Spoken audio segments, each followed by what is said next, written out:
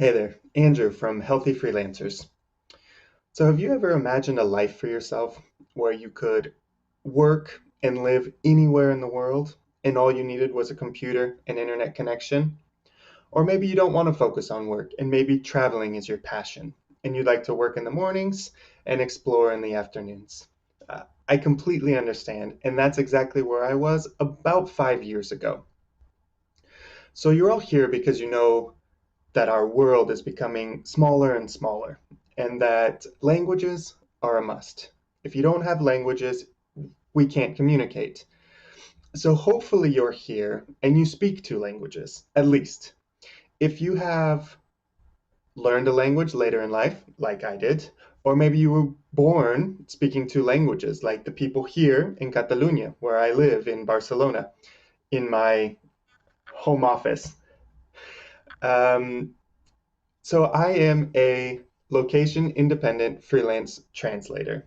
I know it's a mouthful, but in essence, I receive translation work from different companies around the world. I have applied to them, I have passed their tests, and now they send me regular work. And so I can work and live really anywhere I want. A typical day for me looks very like this. So I usually wake up about 7 or so. I usually take an hour in the morning to prepare myself. I have a morning routine, a healthy morning routine. And then I usually work from about 8 to 10.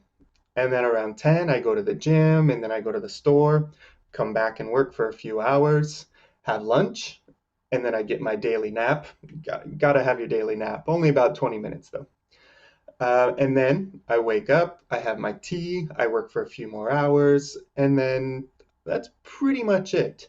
I work 6 to 7 hours a day. And luckily for me, living here in Spain, I work for companies outside of Spain where they have a higher living expense. And so they pay me quite well, and I can survive off of 6 or 7 hours a day. So I built all of this from the ground up 5 years ago. So I do not have a university degree in translation. I did not have any translation experience. I did not have any contacts in the translation business, in the translation world. I started all of this from the ground up. So it is possible. It's very possible because I have done it for myself. So today I would like to teach you a little bit about the freebie that I handed out, those 9 steps to build a translation business for yourself. If you don't have the freebie, head over to healthyfreelancers.com/freelance and you can get that freebie. And I will talk about basically those steps, why I decided to put them, a little bit more information about them, and I will break them down a little bit. So let's head on over and I will tell you a little bit about it. Hey there. So I am going to run through this translation cheat sheet that I've created. And this cheat sheet includes the 9 things that I feel all aspiring freelance translators should do and should know before they even start to build their business, before they even start to look for jobs or create a freelance translation business. If you don't have this translation cheat sheet, you can head over to healthyfreelancers.com/freelance and you can download it for free. So this is what the freelance translation cheat sheet looks like. It's very straightforward. There were only 9 steps, and it was just to give you an overview of basically the large aspects of freelance translation and what you need to know and what you need to do. So I'm just going to start at the top and give a brief overview and break down each one of these steps a little bit more. So advanced language and writing skills. Freelance translation is more than just speaking two languages. Obviously, speaking two languages is the foundation of translation, but it's more than that. So the first one, obviously you need a second language, at least a second language, and you need to have a high to near native level of that second language. So here I've put a C1 level. If you don't know the language levels, C1 is the step right below being a native speaker in that language. So I feel C1 level is what you should shoot for. If you don't have a C1 level, then I would study, I would improve my vocabulary. I would try to get to a C1 level before starting translating. And I say that because you're going to spend, if you don't have a C1, you'll probably spend a lot of your time looking up vocabulary, nuances, different ways, expressions, that sort of thing. So having a C1 level, I believe, is a minimum. Next is your writing skills. So as I said, translating is more than just speaking two languages. I believe a huge part of translating is being able to write and communicate in your native language. And the best way, one of the best ways to improve your writing is to write. And so I believe a blog is a very good way for you to improve your writing. It doesn't have to be technical, it's just you need to write. You need to get comfortable expressing and putting down in words ideas. Because as a translator, we translate ideas, not just the words, but the ideas that the author is trying to say. So I believe a blog is a very good idea. And you can actually start one with my other course, a translation portfolio, that comes as a package with this course. Next, the 3 R's to improving your writing. This is an old adage in the writing community. There are 3 R's. The first one is read, read, and read. Reading, most of the best writers are usually avid readers, and for a lot of different reasons. But reading really helps with your writing, expressing yourself, your vocabulary, learning new ways to say things, making things smoother, that sort of thing. So this is the foundation. So this is why I put this one first, because without these, being a translator is going to be quite difficult. Not to say these can't be learned, but this is the foundation. So next, we're going to move on to Proscom Profile. So if you've never heard of Pros, it's basically a hub of freelance translators and freelance translation agencies. So it's basically just connecting the two. But it's much more than that, and it's an incredible place. If you are looking to become a freelance translator, you should create a pros.com profile and get used to working on it, get comfortable with it. So this is probably the best place to create a translation profile, like your Facebook profile or your LinkedIn. It's probably more similar to your LinkedIn profile. It talks about your languages, your language combinations, your experience. It talks about where you live. So basically, this is probably the best place to create your profile. You can also ask questions about translating because it's the #1 hub of freelance translators out there, and there are a lot of people who are willing to answer questions. They also have a place where you can find translation agencies, and you can find them ranked on how other freelance translators have ranked them, depending on a lot of different factors: how they were treated, how well they responded to emails, how quickly they paid, and a lot of different things. Another great thing is they have every language combination available, every single one. Doesn't matter what language you speak, you can get and find jobs and translation agencies that serve that language combo. The last one, which is awesome, you can actually have a free profile. You don't have to pay for pros. It's free to create your profile. And that is one of the things probably the first or second thing that you should do if you're thinking about creating a freelance translation business. You should create a free profile. I have at the very bottom there the little star. So trying to find jobs with a free profile is very difficult because there's a 12-hour lag, or 12 hours before you can bid on jobs that actual paying members of Proz Translation or Proz.com can pay for those jobs or bid on those jobs. So a free profile is not the end game, but it's a very good place to start. Next, we're going to move on to specialization. So specialization is basically, you don't want to be the translator that works on everything. You don't want to work on tourism and legal and wine and sports, and you don't want to be that person. You want to be known for one, maybe two things. So my personal specialization is medical. I do general medical documents. I studied it at the university. I worked in a health center, so that is why I specialize in it. So specializing is where the money's at. You want to be known again for one or two things. And you can obviously change your specialization, but you need to be focused on a small area. Being a general translator nowadays is very, very difficult to make a living. So some things to think about when you're thinking about where should I specialize? Obviously, think about your studies. I studied health and science and wanted to become a doctor. That's what I studied to become. And so obviously specialization for me was a really good fit. If you studied marketing or accounting or something along those lines, those are very well paid translation specializations. You can also think about your hobbies. I've done some wine website translations. It's just a hobby of mine, and I know the vocabulary and the vernacular to be able to do that well.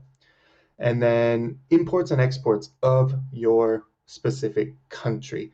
So obviously with your language is connected to your country.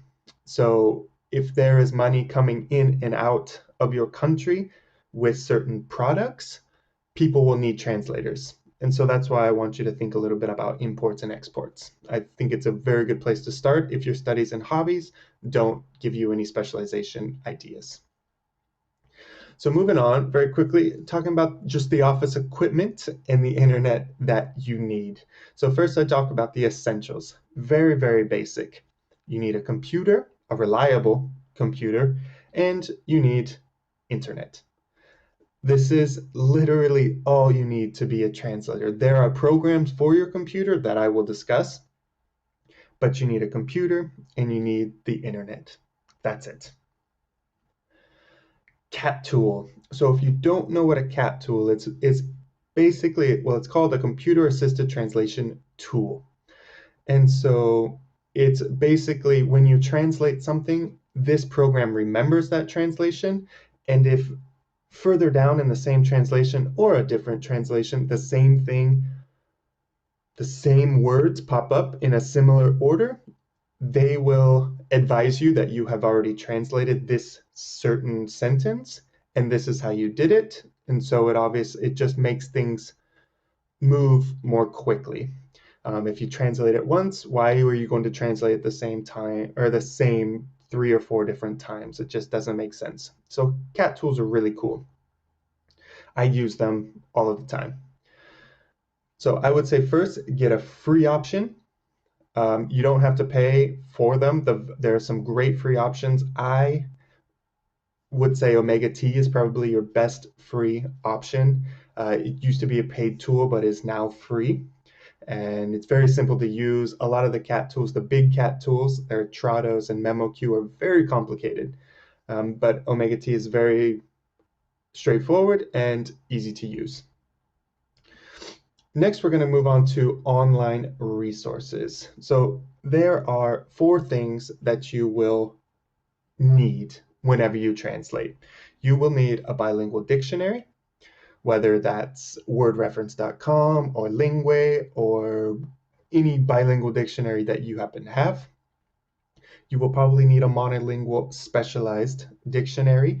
So I have one from the Mayo Clinic. It's a very well-known dictionary in the with medical terms and up-to-date usages of medical words. And so that comes in very handy to me. An online spell checker. I just, especially if you're translating online, an online spell check would be a great tool to have. And then lastly, Google. Honestly, Google is probably one of the best tools you can find, not for translating, but for learning specialized words and learning how they use them in daily practice. Whatever your specialization may be, however people word things, it will autocorrect your spelling. Google for me has become essential, really, for my translating. Next, we're going to move on to your resume and your email template. So obviously in these, you need to follow some best practices. We've all made a resume, or maybe you're straight out of university and you haven't. But there are some best practices that we should follow. Be short.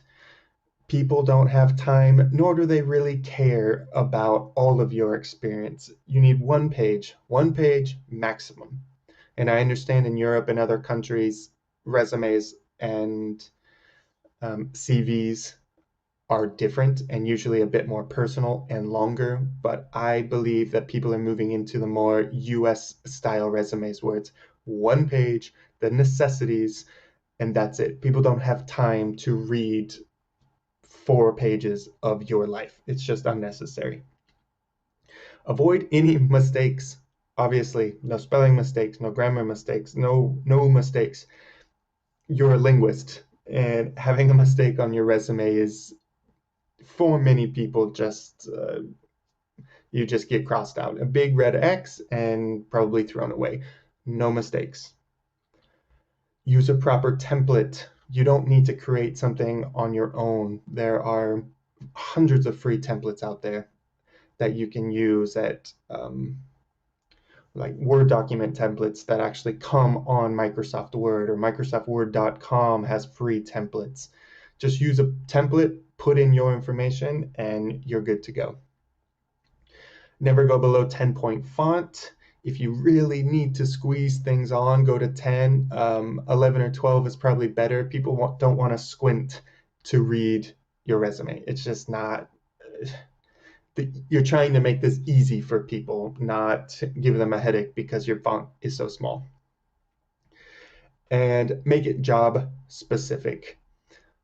You can't have the same resume for your translation business as you did to apply for a waitress at Wingers. It's just, you need to make it very job specific, and you need to put your linguistic jobs and what is important to translating in this specific resume. Just one more thing to think about. What makes you different? So what makes you different than everybody else? How can you stand out from everybody else? Translating, there's a lot of competition out there, and you need to be able to stand out from the crowd. All right, so I just ran you through the 9 things that I feel are essential for anybody who is starting or thinking about starting a freelance translation career. However, you may be saying, well, Andrew, that's all well and good, and it's a great place to start, but I don't have a degree in translation, or I don't have any certifications in translation. And I would say, I don't either. I don't have any degree or certifications in translation. And I'm saying, and I'm telling you, they're not necessary. I actually feel the translation industry is moving away from the translation degree. And don't I know it's a hot topic in the translation industry right now, and people probably get mad at me for that. But I believe that life experience, your work experience, what you're actually interested in, is where the translation industry is going.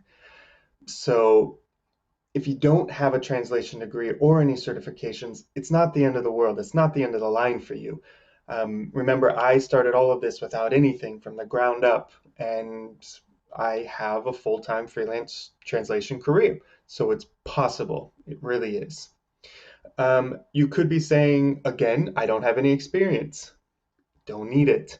Start from scratch. My very first job was for my girlfriend's brother, and he creates videos, and he wanted somebody to do the subtitles in English for his Spanish video.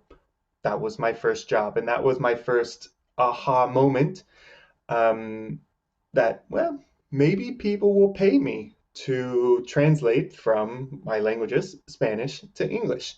And that was kind of where it all started. So, that being said, in the next few days, in the next 2 or 3 days, I'll be sending out another video with another free lecture. And this one will be going over how to properly set up your pros.com profile. Remember, I mentioned that a pros.com profile and getting comfortable using pros, I believe, is one of a major first step to building your freelance translation career.